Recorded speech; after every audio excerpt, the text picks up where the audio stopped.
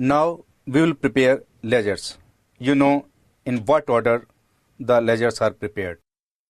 First of all, revaluation account, then goodwill account, then capital accounts, then cash account, and after that balance sheet is prepared. So I am going to prepare revaluation account first. You must know revaluation account is a nominal account. Whenever you debit revaluation account in journal entry, it means you are creating loss. Or in other words, when you are doing the ledger posting, if you are going to debit revaluation account, I mean to say if you put any amount on the debit side of revaluation account, it means you are going to debit revaluation account. In other words, you are creating loss in the books. So first of all, building was appreciated, it was a gain. That's why this gain of rupees 8,000 will be placed on credit side of revaluation account. So by building 8,000 and the total is 8,000. Then you pass the journal entry because there was decrease in the value of furniture. It was a loss of rupees 2,000.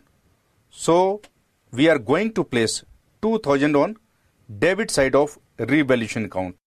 When we put the amount on debit side of revaluation account, it means we are going to debit revaluation account. It means we are creating loss. So to furniture 2,000. So the balancing figure on debit side is rupees 6,000. It's a gain. So this gain will be transferred to A and B in the old ratio of 3:2.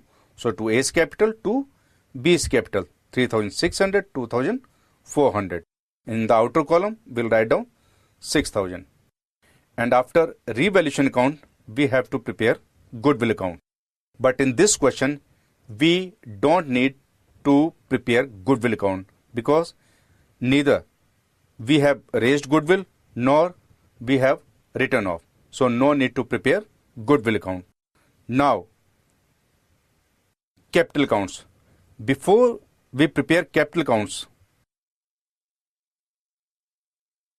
please pay attention to this statement. It has been given in the question.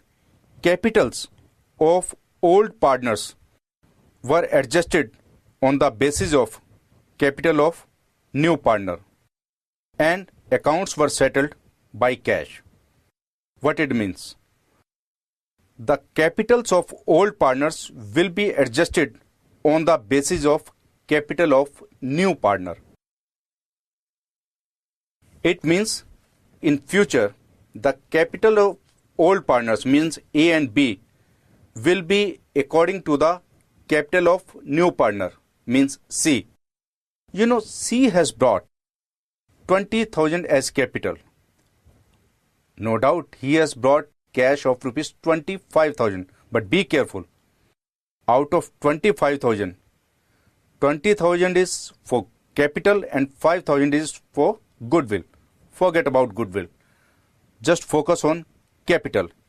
For 1/4, he has brought 20,000. It means the capital of the whole firm should be 20,000 into 4/1, that is 80,000. Means we have calculated the future capital of the firm, that is 80,000, and this has been calculated on the basis of capital of new partner. It means in future the total capital of the firm will be 80,000 for A, B, C. So now distribute 80,000 in the ratio of 9:6:5. That will be 36,000 rupees, 24,000 rupees and 20,000 rupees. It means in future A's capital will be 36,000, B's capital will be 24,000 and C's capital will be 20,000. So in this way the capital of all partners, or I can say the capital of old partners A and B, has been fixed on the basis of capital of new partner, that is C. So if there is any deficiency in the capital, the partner will have to bring cash from his home, that will be fresh capital.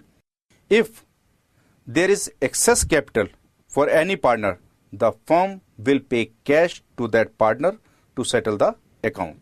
So let's prepare capital accounts. By balance BD means opening capital 30,000, 30,000. By reserve fund 6,000, 4,000. To profit and loss account 3,000, 2,000. By revaluation profit 3,600, 2,400. By cash 25,000 in the column of C. Then there was adjustment entry of goodwill in which A and B were credited and C was debited. So by C's capital in inner column, please write down goodwill and then 3,000 and 2,000. On debit side, to A's capital, to B's capital, 3,000 and 2,000 in C's column. Now, in future, A's capital should be 36, B's capital should be 24 and C's capital should be 20,000. These capitals should be in the balance sheet. You know, balance sheet always takes the closing balances. It means these amounts should be the closing balances of the capital accounts. In other words, it should be the to balance CD. So on debit side, you leave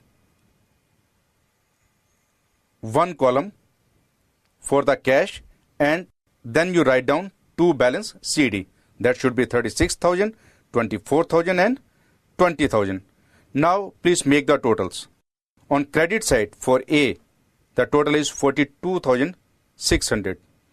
And on debit side, there is a balancing figure of 3,600. It means you will have to write down to cash for A 3,600. What it means? The closing balance of A is 39,600, but it should be only 36,000. So firm will pay cash to A 3,600. So to cash 3,600 for A. Now look at B's column. On credit side, the total is 38,400. And the same total should be on debit side. Still there is a gap of 12,400 for B. That will be written down to cash 12,400. What it means? Actually, the B's closing balance is 36,400, but it should be only 24,000. So this is excess capital and the firm is going to pay him cash 12,400. And the total of C's column on credit side is 25,000 and on debit side it is 25,000. C will not bring any cash and C will not be paid any cash. The reason being, the capital has been adjusted on C's share. So in this way, we have prepared capital accounts. Now, this is the turn of cash account. So on debit side, to balance BD, 15,000. This was the balance in the last balance sheet. Then to C's capital, 25,000. This is the receipt. And on payment side, I mean to say credit side, by A's capital, 3,600. You know, our capital accounts are telling us that we have paid 3,600 to A. So in bracket or in inner column, you should write down final settlement. Then by B's capital, 12,400. You can write down in the inner column settlement. Then by balance CD, 24,000. So total on both sides, 40,000 rupees. Be careful. We have paid cash to A as well as B. And we have left the spaces for journal entries when we were passing the journal entries. Now, please pass the journal entries. A's capital account debit to cash, 3,600. B's capital account debit to cash, 12,400 rupees. Now, prepare the balance sheet. Asset side. Building. Previously, it was 40,000. Now, it is 48,000. Cash. Previously, it was 15,000. Now, it is 24,000 rupees.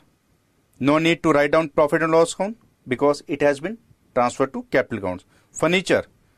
Now, it is only 18,000. Total, 90,000 rupees. A's capital, 36,000. B's capital, 24,000. Seize capital 20,000. No need to write down. Reserve fund, creditors 10,000 and total 90,000. Question is complete.